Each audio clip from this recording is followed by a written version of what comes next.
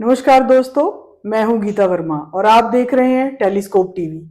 तो पिछले एपिसोड में हमने चर्चा की थी देवी के 5 रूपों की और हमने एस्ट्रोलॉजर आशु मल्होत्रा जी से जाना था कि माँ के ये रूप हमें कैसी सफलता देते हैं, क्या शक्तियां प्रदान करते हैं और उनकी पूजा से हमें क्या क्या लाभ हैं। तो जो बाकी रहते 4 रूप हैं, आज हम उनके बारे में, उनकी पूजा से हमें क्या मिलेगा, क्या फल मिलेगा, वो जानेंगे। तो सबसे पहले स्वागत करते हैं आशु मल्होत्रा जी का। थोड़ा बहुत बहुत नमस्कार। नमस्कार गीता जी, सभी दर्शकों को मेरा नमस्कार। सबसे पहले आशु जी हमें बताइए, जो देवी माँ का छठा रूप है कात्यायनी। हाँ जी। जी। तो हाँ जी, मैं सभी को ये बताना चाहूंगा कि जो माँ का छठा रूप है वो माँ कात्यायनी है जी। और माँ कात्यायनी के रूप से भी हमें बहुत ज्यादा शुभ फल ही मिलते हैं, क्योंकि माँ का ये छठा रूप, जो लोग वैज्ञानिक बनना चाहते हैं या किसी भी क्षेत्र में वो रिसर्च करना चाहते हैं, तो माँ के इस रूप का अगर वो उच्चारण करें, पूजा करें, तो माँ आपके शरीर में, दिमाग में इतनी शक्ति प्रदान करती है कि आप नई से नई रिसर्च कर सकते हैं। तो अगर मैं शास्त्रों की बात करूं, तो माँ की शास्त्रों में जो कथा है वो इस प्रकार है कि एक बार महर्षि कात्यायन जी हुए हैं। तो कात्यायन जी ने माँ दुर्गा की तपस्या की, कठोर तपस्या की और उनको प्रसन्न किया और उनसे वर मांगा कि माँ आप मेरे घर पे पुत्री के रूप में जन्म लें। तो माँ दुर्गा ने उन्हें ये आशीर्वाद दिया कि मैं आपके घर पे पुत्री के रूप में जन्म लूंगी। तो वो उनके घर पे उनका जब जन्म हुआ माँ दुर्गा का, तो उनके कात्यायन नाम के साथ जुड़ा, तो उनका नाम माँ कात्यायनी पड़ गया।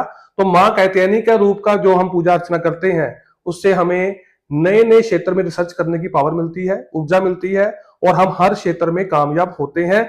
अपितु ये है कि वो क्षेत्र हमारा सही काम के लिए होना चाहिए। बिल्कुल बिल्कुल। जैसे डॉक्टर, इंजीनियर, चाहे आप कोई ज्योतिषी भी हैं, आप नई नई रिसर्च कर सकते हैं। बिल्कुल। आप वैज्ञानिक है, नई नई रिसर्च कर सकते हैं, तो आप कई चीजों यहाँ से प्राप्त कर सकते हैं। तो यहाँ पे माता के इस रूप का पूजा करने से अर्थ, धर्म, काम और मोक्ष की प्राप्ति भी हमें मिलती है। तो माँ का छठा रूप जो माँ कात्यायनी है, जो बच्चे पढ़ रहे हैं या किसी भी क्षेत्र में कोई लोग काम कर रहे हैं, तो इस रूप की महिमा अगर करते हैं तो उनको बहुत ज्यादा वरदान मिलता है।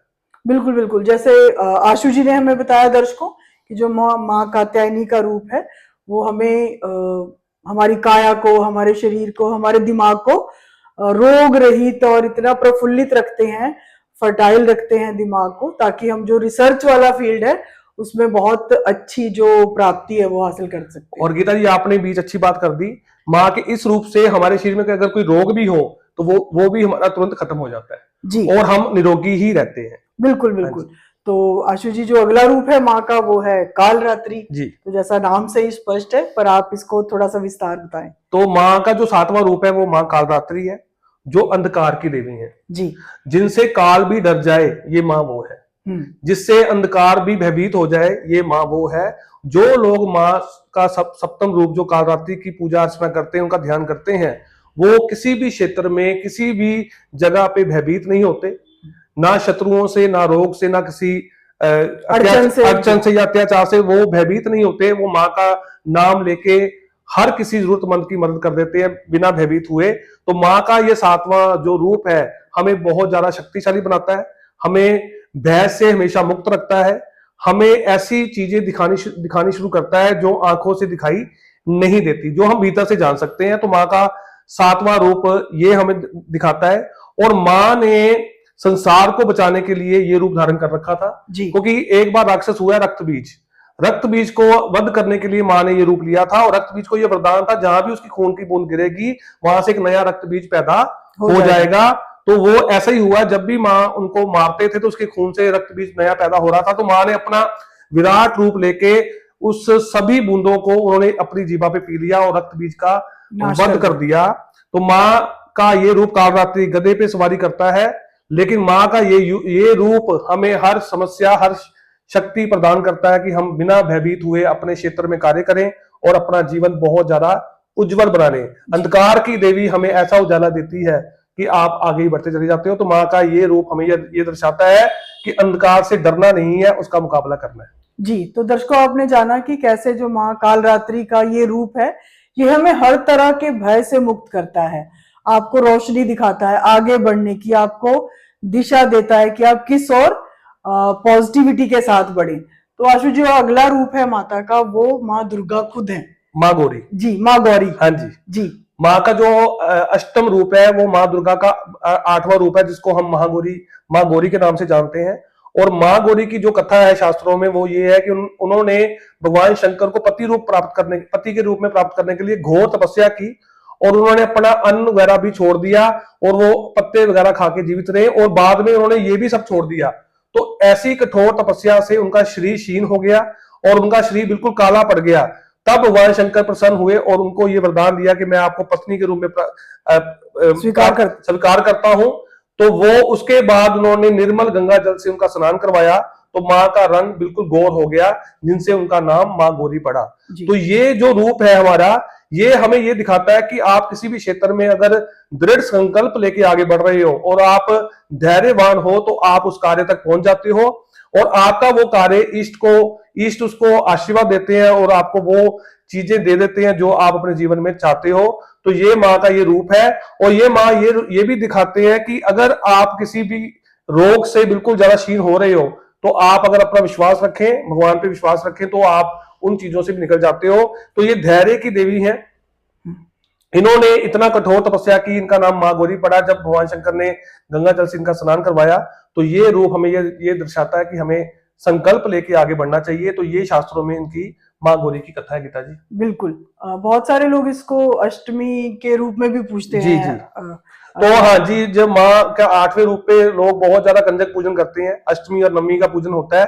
तो हमारे भारतवर्ष में अष्टमी का पूजन बहुत ज्यादा महत्व रखता है माँ के इस रूप में, क्योंकि ये रूप जो है शीतलता है जी, शीतल करता है हमें। पहले माँ का कालरात्रि का रूप है सप्तम, तो उसके बाद अष्टमी का रूप है जो हमें शीतल करता है।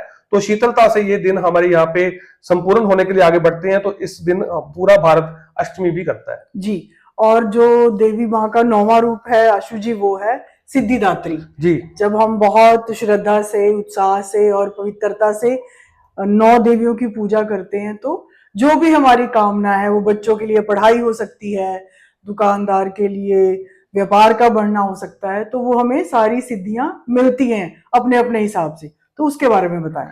तो जैसे कि आप ये जानते हैं कि 9 दिन होते हैं माता रानी के, 9 रूप होते हैं।